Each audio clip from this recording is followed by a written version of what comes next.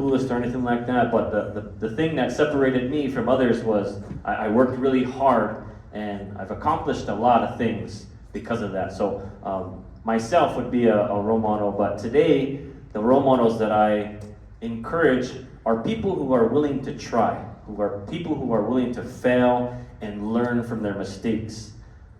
And I feel like that's a big part where people don't realize that you just have to try and learn from those mistakes and you'll get better.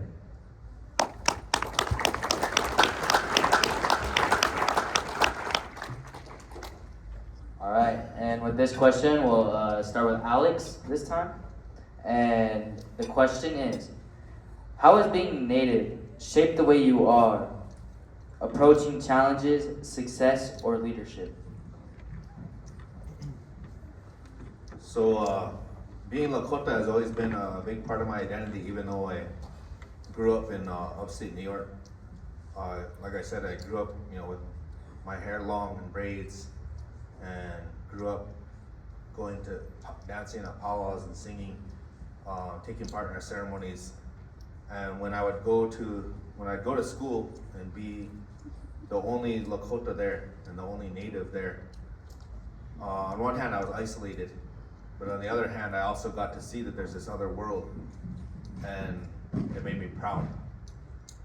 In spite of those, getting bullied for having long hair, I was also proud that I had long hair. Proud to be Native, proud to have the traditional teachings that I grew up with. I remember, just things like other kids talking about going to church, and I talk about going to sweat, and then talking about, sharing what I do at powwows with my classmates and things like that. It just always gave me strength, even though it was different and sometimes isolating.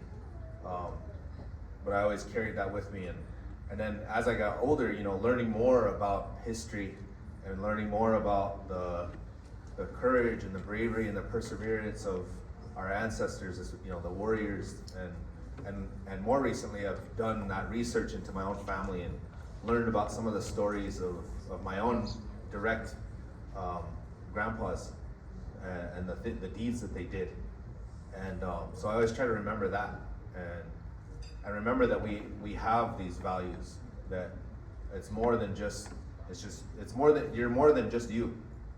You emulate and carry your whole family, your whole Tioshpai, and your whole nation with you. There's a nationhood and responsibility. We're not just isolated individuals as Native people, and that's part of our sovereignty, which I know was a topic that was talked about yesterday. So I would say I try to remember all of those things, and when I face challenges, I remember the hardships and the challenges that our ancestors have faced in the recent history and back even before the Washichu came. Our people, it was never all I always say this, it's never all just teepsila and choke cherries out there. Our people, it was a hard way of life. It was a hard way of life, and there was a lot of enemies, and there was a lot of dangerous things that would make life, that would threaten your life, whether it was wildlife, mountain lions. There's no bears around here anymore, but back in the day, there were bears across the plains, grizzlies, and there was always dangers. But our people were always brave, and they faced those. They never gave up or backed away or turned away out of fear. So those are the things I try to remember.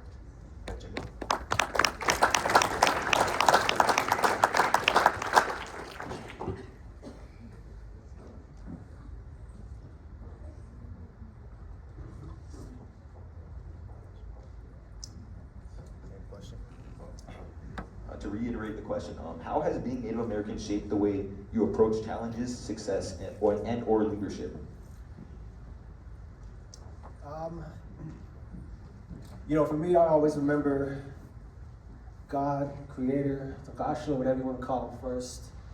So when you keep that mindset, you always got to remember to be in the right. It doesn't matter if it's you're walking through Walmart and you eat a grape You know, is stealing. That's stealing. And people don't realize that. You know, right is right, no matter how big or no matter how small it is. Same thing for wrong.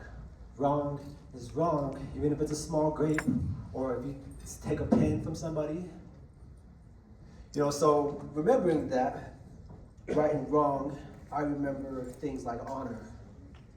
So in trying to live an honorable life, I remember how it used to be for me, right? Because when I sold coke and meth, you know, I'm not talking about that crappy meth that's out there today. I'm talking about that pure meth back in the day. I only sold to natives, to my own people. You know, you're Mexican, you're white, you're black, you're out of luck when it comes to me because I only sell to my people. So then, who am I selling to? Well, cousins, friends, family members who have little kids. You know, so I'm not taking just extra money. I was taking hundreds of bill money, diapers, food, you know. Very, very bad things, very, very dishonorable things. So when I see things today and I see challenges and I remember that I need to be in the right. I have so much to make up for, I have so much damage that I caused, that I need to bring that honor back, because that's what it was about for us back in the day, was honor. We didn't disrespect ourselves, we didn't disrespect our kids or our women or our names or our family or anything like that. We wanted to be the best, not to show off, but for God.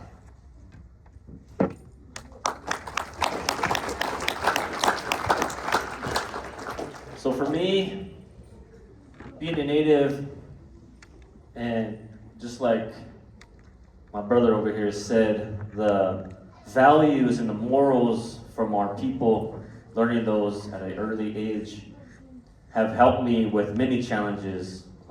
We all come from resilient people, and we've been here for as long as our people have been on this continent.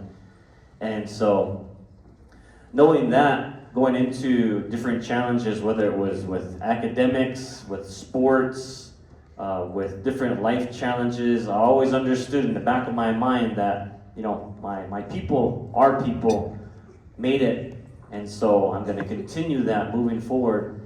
And so I've been able to succeed in a lot of things, academically, with sports, with teaching, and I always go back to those values that I learned, you know, same things that all of us have been told over and over and over, you know, respect, treating people with kindness, you know, be proud of who you are, where you come from, your identity is important. And all of that has helped me. I have never once gotten to the point where I'm like, I don't know who I am. I don't know what to do. I don't know where to go about my life. I knew who I was, and moving through that European style of learning and this world that we live in that's new, the challenges that came with all of those things, understanding that I can continue moving forward and be successful.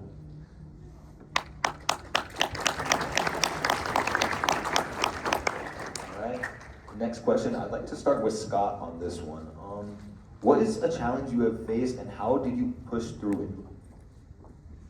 it? So, being an ultra runner, I face a lot of challenges, ups and downs, setbacks. And so the first thing I think of is when I ran Cocodona. So in April, before the Cocodona in 2024, I had played basketball. I'm a PE teacher, so I was playing basketball with my students. I broke my ankle, and I didn't know. I just thought I sprained my ankle. You know, typical basketball guy. I was like, I sprained my ankle. It's all right. I'll just keep moving around and running and everything. But when I got to Cocodona, I sprained my ankle the first 10 miles into the race, you know, and I couldn't really be like sorry. I couldn't like, my poor ankle, poor me. And I just had to just like, if I'm moving, if I'm able to walk, if I'm able to continue running, I'll push through this pain and success will follow. And so then I got to Wednesday of the Cocodona, and a Cocodona, again, is a 250-mile race. You know, it starts in Phoenix and it ends in Flagstaff, and you run through all their mountains, which I never knew Arizona had mountains. until I ran through all of them. And so Wednesday morning, it's about 4 a.m. in the morning, and I didn't see a rock, and I sprained my ankle even worse than Monday. And so I'm there, I'm crying out in pain, like I'm screaming because of I'm hurt. And I had a choice. In that moment, I could have quit. I had every excuse, legitimate excuse to be like, I'm hurt. I'll just go to the aid station and I'll just quit. I'll just tell them I'm done. But I started thinking of like people who are watching me, people who are following along, and what is that gonna tell them about me? And so I stood up and I was like, I'm Scott Flatlip, I'm gonna finish this race. And so I pushed through. First couple miles was painful, and then the next couple hours was kind of like going away, and then pretty soon we got to this point where we're about ready to go down this hill, and there was a rattlesnake on the side, and it didn't like care that I was there. It was like, it showed no, like, it viewed me as a person that wasn't a threat. And so I was like, wow, this Mother Nature doesn't even see me moving through this space. And so I was like, I might as well just go for it. And so I went through and I finished. And I finished with a fractured ankle, but I also sprained my ankle. And I became the first person in my community to finish 250 miles at that time. So.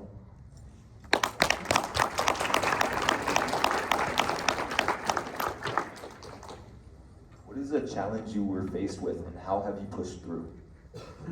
Right. When it comes to challenges in my life, I don't really do much. I don't drink. I've been sober since 2010, so if I'm not here, I'm at home, or I'm at work, or at the theater, or somewhere else. And a lot of my challenges, like growing up, I was taught things like, oh, they are watching you, they don't like you. And when they say they're talking about white people, right? But in my life, since I've been sober, all of my problems have been coming from Native people. There's no white people out there actively against me or looking at me or anything like that. It's always Natives or my family. So here's an example. I have an office down in Gordon, Nebraska. We do a lot of cool stuff. I'm a for-profit, so we don't get any grant funding. So nobody's paying me to be here, nobody's anything, nobody's giving us money. We work for our money. I have an office there, and we do cool stuff, after-school programs and such. And one morning I go in, and I look, and my place is trashed. Everything about my office is the complete opposite. Paints, there's foam all over the place. All of the food I had was everywhere, flour, tortillas, all over the place. Made a report, and Gordon, Nebraska, the cops do what they do. But through my own investigation, I noticed that the kids that broke into my place also stepped on a tortilla. So I had a full imprint of a shoe on a tortilla that I saw. Cleaned it up, going through next day, and come, and the kid kicks up his shoes, and who is it? It's one of my lacrosse kids. I see him every day. We play, we go to tournaments, and gosh, he broke into my place and he did so much damage, him and other people. And that's where I think of things like compassion, right? Because this kid did this stuff, he caused all this damage, but in my mind, I can take that hit. You know what I mean? I can clean that stuff. I can buy more things. I can replace what was broken. But if I get onto this kid, if I go to this kid and say, hey, I know you broke this, and you did this to me, and I get mad at him, what do you think is going to happen? He's going to go away. He's going to go and be with his family. And what is his family doing? Nothing good. The drinking, the using, the abusing, the womanizing, everything bad that a child should not be around is where I would have sent him to continually if I confronted him about it. So to this day, he does not know that I know he did it. To this day, he continued with the lacrosse program for what it was worth. We try to help him, but for me, that, like I said, the challenges in my life are not coming from they or them. It's coming from us. It's coming from our people. And I'm sure that's probably true for a good majority of you. How you face that challenge, again, you stay in the right. Because when you're always in the right, then no one can say you're wrong. Not even yourself, or not anybody. When you're in the right, you know the truth. So I face challenges that way. I face challenges by staying in the right and making sure that I have plenty of compassion, because I never ever know what I'm going to face on a daily basis.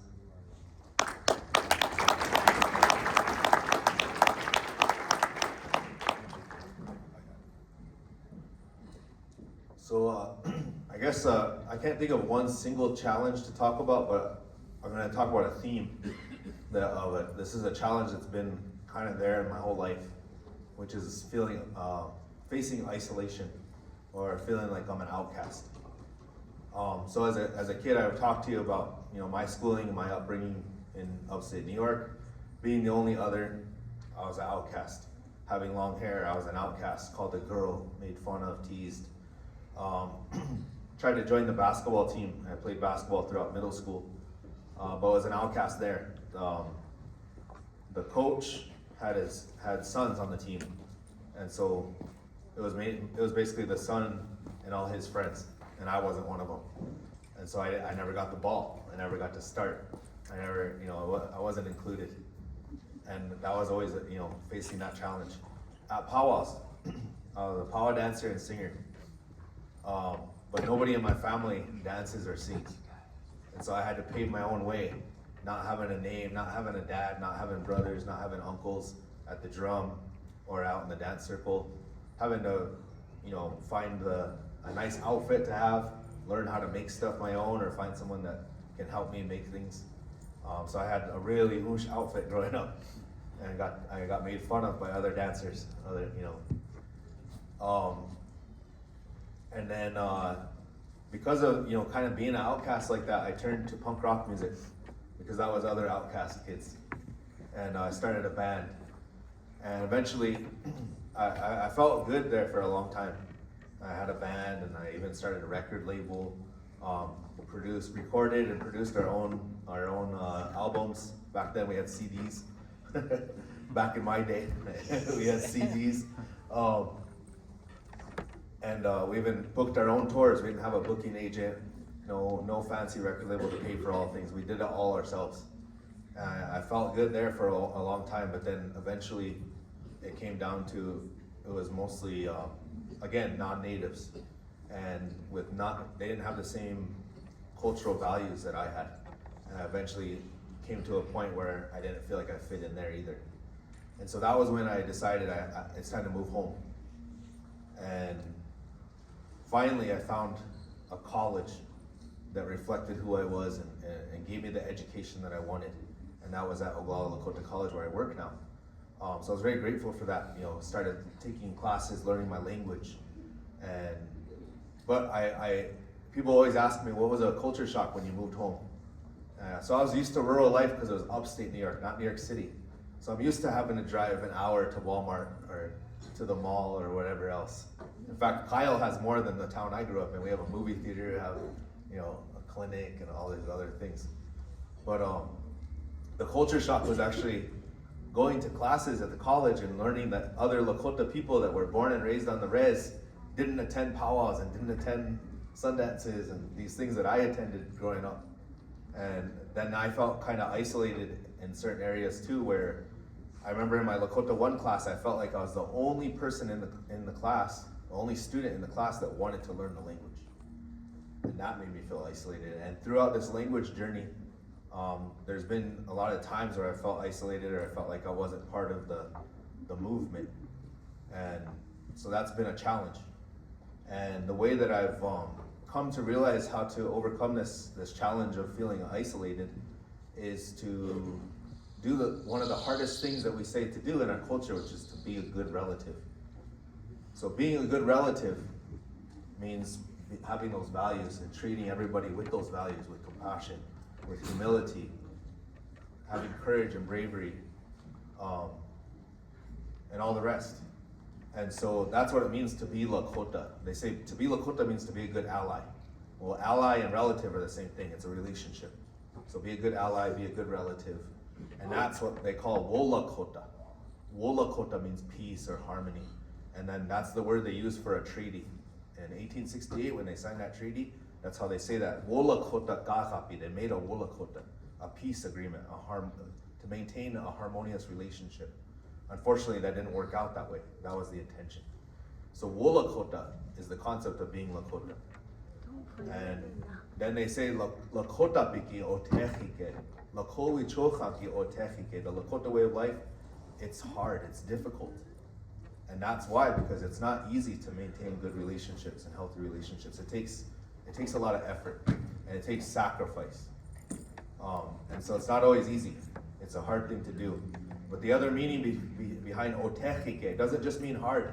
If you go to the store and it's something you want, a new pair of cowboy boots, new pair of Jordans, whatever it is you're trying to buy, if it's expensive, if it costs a lot of money and it's hard to get, that's otechike. It's also valuable. Otechike means hard, difficult. It also means valuable. It's worth having, it's worth fighting for, it's worth getting. So that's the other definition to lokol wichochanki otechike. That's in a lot of songs. It's a common saying. So our way of life, it's hard, it's difficult, but it also can be interpreted as our way of life is valuable. Our way of life is worth fighting for, worth fighting to attain it and maintain it. And so that's how I guess, try to view overcoming that isolation, trying to build and forge relationships and try to strengthen them, which is what it means to be Lakota.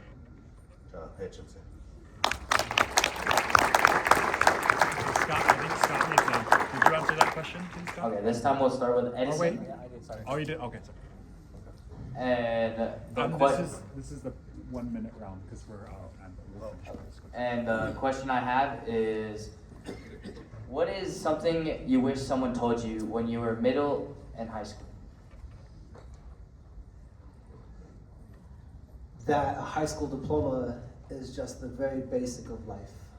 The bottom barrel of life that you need to accomplish in this life. Those of you that are struggling in high school, like, that's the bottom. That's the start of your life after you go and become an adult. People who don't get that basic diploma, they haven't even started their life. So people say education, college. I say basic high school. That's what you need to know. I wish someone would have told me that, you know. I had to do an extra year, you know, but like, it's a very big importance on my kids, should be very big importance as you as parents and as students. High school diploma is start.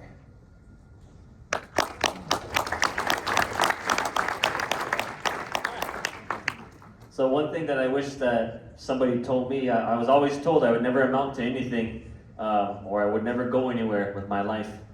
And so one thing that I wish that somebody would have told me in middle school or high school would be, believe in yourself and continue to push through the challenges that life has for you, because there's more out there in the world to experience, and it's all a challenge, but it's all doable as well. So I just wish that somebody told me that.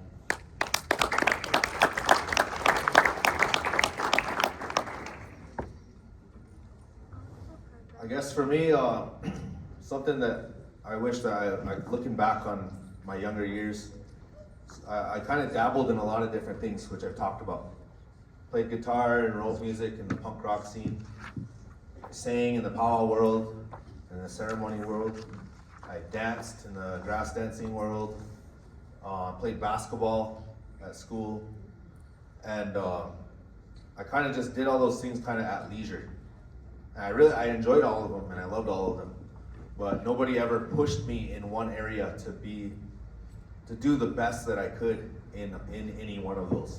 And so the only thing I would say is I wish somebody kind of guided me and led me to really push myself and challenge me to excel in at least one of those, if not all of them. But I've come to do that for myself, so it all worked out.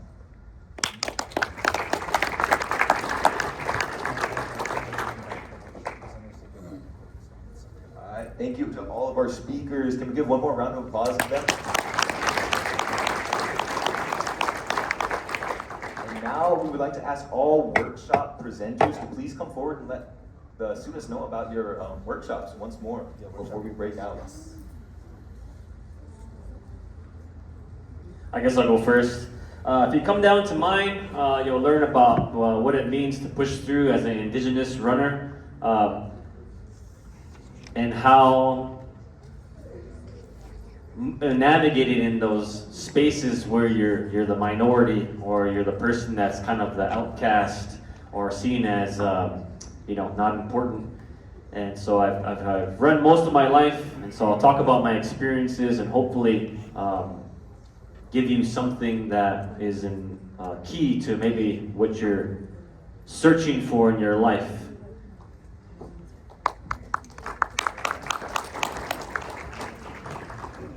Again, my name is Edison Redness. I'm from Alliance, Nebraska. I drove here this morning. My topic is on alcohol. A lot of people don't really get that. No one talks about it. I think mine is probably the coolest one, as much as I hate to say that to everybody else, all you other presenters.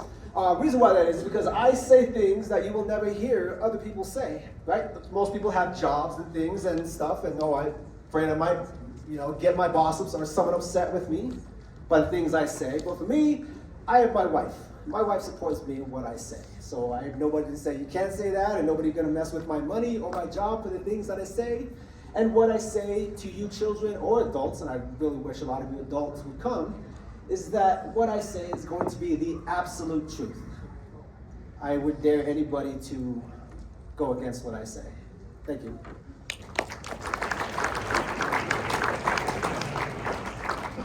I'll say all the same things, but in Lakota. No, I'm just kidding. No, I invite you to join my workshop, which is going to be in Lakota language, and we're gonna talk about basketball and maybe play some games and just try to visit in Lakota, try to enjoy ourselves and use the language to communicate, not just to study and memorize words, but actually communicate with each other. I'm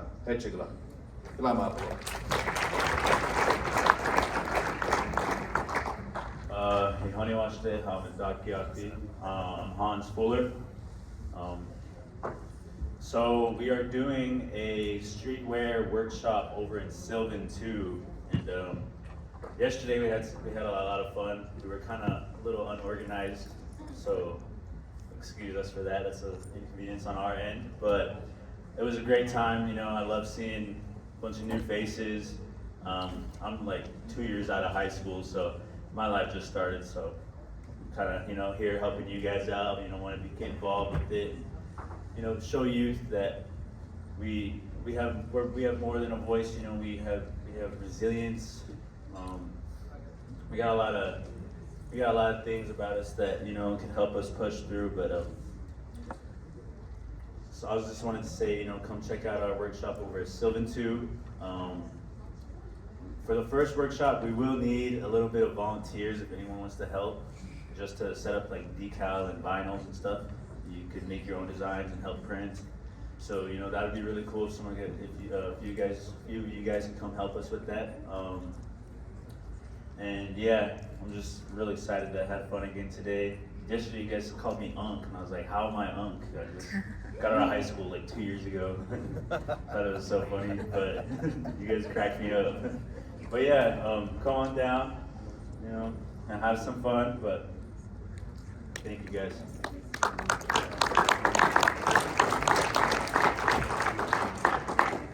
A big focus of the workshop is centered around what's going on in the Geesapa, on the Black Hills, and the exploitation and the mining that might be occurring there soon. So if any of you are young and know about what's going on, we encourage you to come check it out, come get involved, and we need some volunteers too. And ways you could get involved is actionnetwork.org. There's a petition for Pesh where you can go and give your signatures. And also there's a hearing for Craig Buchanan happening in the Hot Springs from April